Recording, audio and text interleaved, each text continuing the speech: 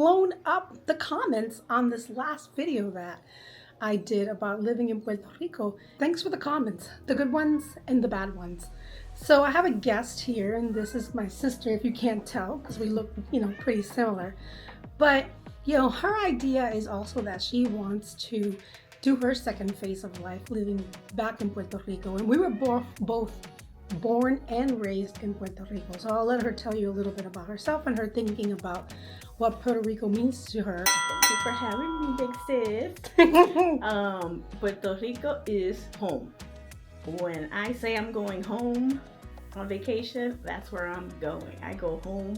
I prefer to go home on vacation. It's the best place for me to be. That's where I feel the most happy, to be quite honest. I'm so happy. The instant that plane lands and we start clapping when we get there, if you know, you know, I know I'm home. We're going to start reading a couple of these comments because they are cracking us up. You guys are so flipping funny, but also kind of ignorant. Because if you've never been to Puerto Rico, then you shouldn't have a comment about what life is like in Puerto Rico. And if you've never been to the United States, you should also not compare and try to say that maybe the United States or another country is better if you haven't stepped foot outside the island. Yeah, exactly. And I think that's one of the biggest comments, some of the comments that we hear is that we hear people wanting to leave, but you've never left. So what is it that you're trying to run away from? You know what you know, but you don't know what's out there. And there's not many places in the world that you can still live and be happy. You might not be rich. You might not have all the fancy gadgets that everyone has. You might not have, Netflix and Amazon and all these other things that we actually honestly waste money on every month. But you can still live a happy life because you can still put on your flip-flops and go down to the beach. Mm-hmm. So let's start with the comments. Do you want to read a piece of the one that is calling me drunk? Are they calling me drunk? I think they are. If they only knew. Okay, I'll read it. It says, what planet is she from? Live in Puerto Rico for under $1,000. She clearly has been drinking too much pitorro. For those people that don't know what pitorro is, it's Puerto Rican moonshine. It is strong sugar honey iced tea. Now, do I look drunk? No. Sir, I am not drunk. I have not been having pitorro, no Don Q, no Bacardi, nothing. Our family, for the most part, didn't leave the island. That's why we know. We have our uncles, our mother, and other relatives, our fathers. They are still there and haven't left the island, and we know what they live off of, and it can be done. So don't comment and assume something if you really do not know the information. The cool thing about the internet is you can look it up. So you actually know how much a Claro internet service and cell phone plan is going to cost you for 2 phones. Water, you can actually look at the basic cost of water. It's really easy. You just go on the internet and look it up. But more than likely, you're only going to have 1 bathroom in some of the smaller homes. And it's going to cost you $11, $14. I used to have a pool. The max bill that I ever got was $30. Only because I had to fill the pool once because it was really hot. Other than that, it rained. The pool was filled the entire time. That you could look up electricity costs. You really have to think about how much energy you're actually using in the house. If you have a 5,000 square foot house, you have 5 TVs, everyone's using everything at the same time, of course. Oh, and you're running your AC 24/7 at 70 degrees, then of course your bill is going to be $500, $600, $700. It is not just about being in an island. It's about understanding what you're spending every month and how you're using energy.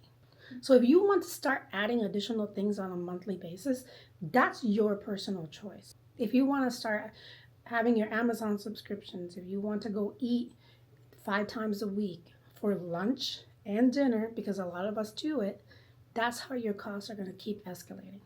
No, not drunk. Not this time. I just know people. I see their bills. I know. We know people that are living under $600 a month in Puerto Rico. And you know why? because that's all they get for Social Security. They don't have anything else.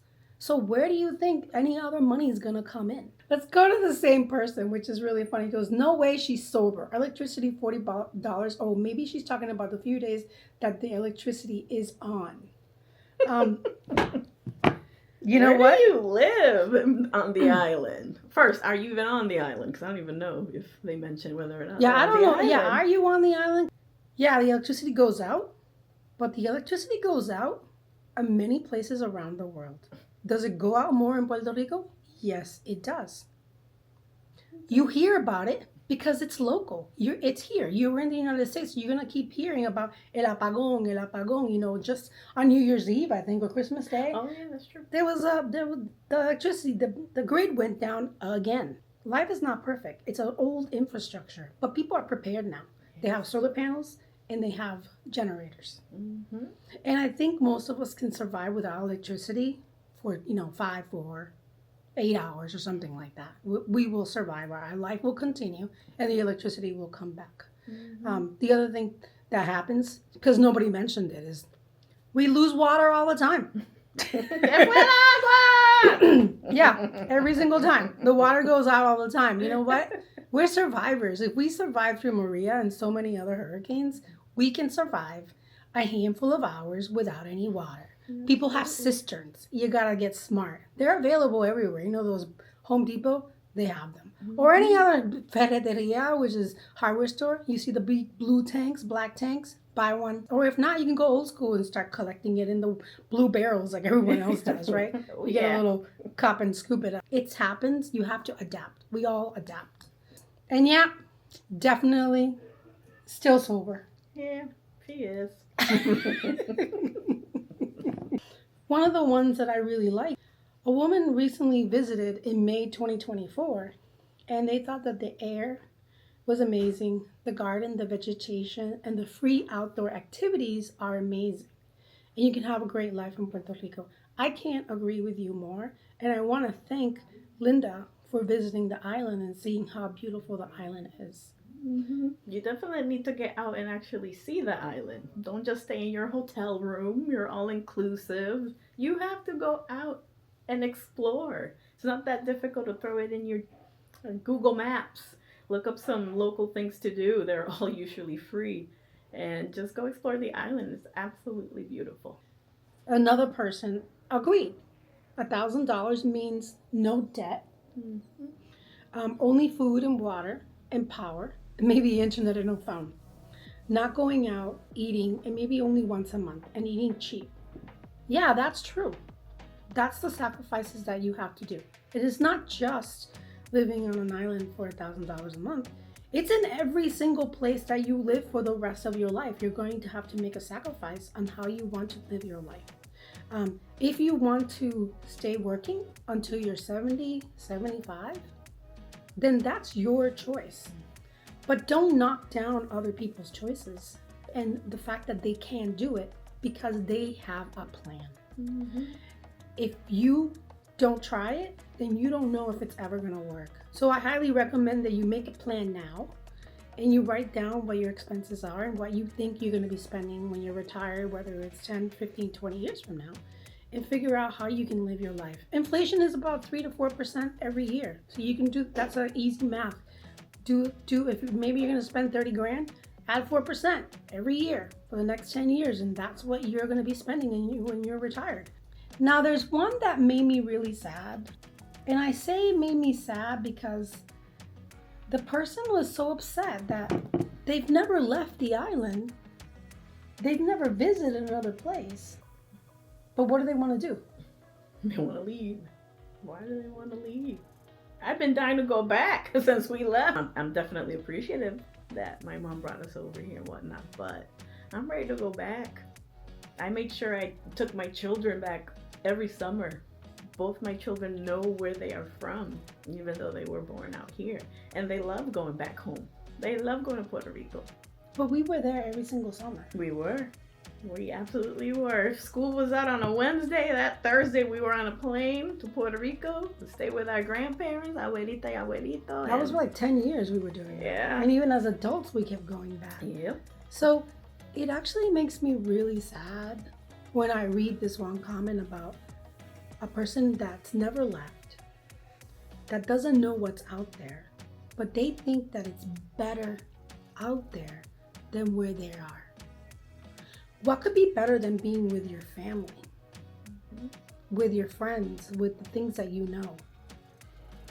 If you have explored and you left and you were gone and you think it's better, awesome. I'm so glad that you found something that's better and you feel good about it. But if you haven't left, then how can you be so upset about it? Yeah, and how can you assume that something's better out there? You just can't. I don't know. It makes me kind of feel privileged that we've had the opportunity to travel around the world, to see how other people live, and to travel around our own United States, and to see how people live, so that we are sure that we want to go home. I will say that there is no place on earth that you're not going to struggle in some way. You're going to struggle somehow, whether it's money or depression or the people around you, society, the culture. You're going to have to adapt. And I say try to adapt where you are now and see all the positives, so that when you do leave, you can say, you know what? I miss this piece of the land that I was born in. MS Ana Abria. I really hope that you can figure out what it is that you want and how you can leave the island. One of the best things about that island is you have an international airport. So if you're ready, then I encourage you to save and jump on a plane and go somewhere. Even if it's just for a week, to understand what it's like somewhere else. And then do it again, and then do it again. And maybe you'll start staying longer and understanding whether it's better or whether it's the same. It's just another location. So we're going to address Mr. Ismael Vélez. You're saying that I'm in Walla Land? I think you meant La La Land. And then you're saying that we should discuss people's struggles? We're not negating their struggles, but we accept their struggles. I mean, what do you think? I mean, there's struggles everywhere. But can you fathom? I mean, I'm not sure what struggles you may be going through or others are going through, what it is that you pay for, whether it's rent or mortgage over there, but... Well, whether he lives in Puerto Rico or not. I don't know if you live in Puerto Rico. Exactly. We don't even know if you even live there. But I'll let you know this. I myself over here in Massachusetts, I pay $1,800 a month on rent. And it just keeps going up. And that's not even including any utilities. That's not including a darn thing. You have to add heat, hot water, and electricity to that. Then, of course, you're going to need some sort of internet. Forget cable. Can't afford that. I'd rather just have absent internet. Yeah. But I would rather not have to deal with all the costs of having to heat your home during the winters. What about shoveling the car? Shoveling the snow and whatnot. Slipping on the ice? It's awful. All the extra accessories you gotta buy because of it. The coats, the hats, the gloves, the boots, the warm clothing. You have to have 3 different outfits to live out here in Massachusetts at the very least. And I'm just speaking about Massachusetts because that's what I know. Massachusetts and my beautiful Isla. I would 100,000 times rather be on that island. There are struggles everywhere. But again, I would rather be somewhere where I have my family, my community that will be there to help me if need be, rather than be out here where no matter how long you live in one place here, you don't even know who your neighbor is. Most of the time you don't. Nobody speaks to one another. There isn't that sense of community. It really isn't. And I'm comparing it to what I have in Puerto Rico. Maybe some people here in Massachusetts do have that. I highly doubt it. Most people just gather during holidays and special occasions. And that's about it. And that's about it. Yeah. I mean, I remember being in Puerto Rico in Abuela's house and our Tiolito coming almost every single day for lunch. I think he still comes every day for my Yes, mom. now he goes because now he goes there to eat my mom's food. And that's the sort of thing that's so beautiful about being on our island and having most of our family live there. We have that sense of community. You know that there's going to be someone there that's going to give you a helping hand. And I'm sorry, I don't know what struggles you're going through, and we do realize, and I do realize that there are others that have a struggle. But you have to make the best of it. Absolutely. You have to be positive about it. Because it sucks. It's not going to get any better. It's just going to continue to suck. But you have to look around and say, hey, I have community. There's a culture here. There's people that can help me. I can help others. And really, that's what this is what this channel is, to help others understand that there's a better way, that you don't have to just do it the same way everybody else is doing it, or you're watching everybody else do it, that you could go back to your roots and live a better life.